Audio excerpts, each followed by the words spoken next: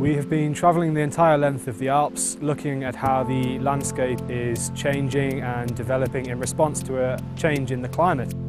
There's not an awful lot known about how these slopes are reacting to the glaciers as they thin and as they retreat. So our research and being able to highlight exactly where these events are occurring, what size they are, how often they're occurring, it's going to lay the ground for a lot of future studies, but also provide a huge insight into exactly how these landscapes are evolving.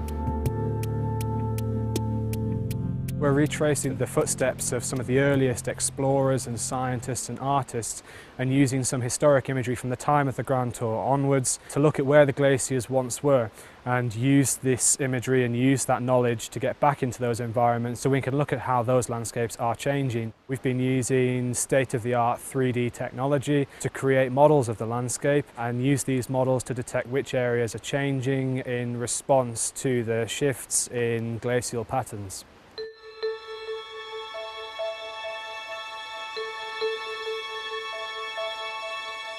The Land Rover Defender has allowed us to get into some environments, get our equipment a lot closer to where we need to be. We can carry all our GPS kit, our UAV kit, our hiking kit, our mountaineering kit.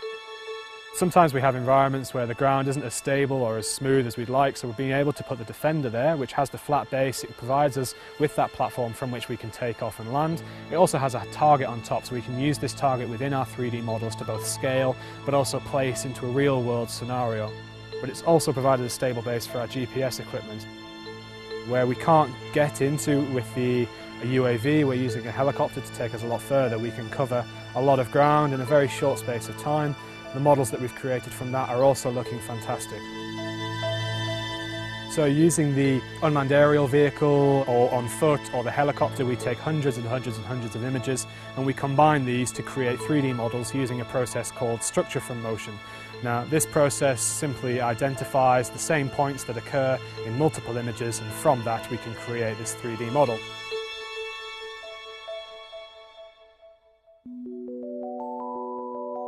The Bossons Glacier has retreated right up the valley over the last 100 years or so. The Murder Glass has thinned and retreated dramatically, and this is all evident in the historic artwork and the historic photography that we have from the time of the Grand Tour onwards.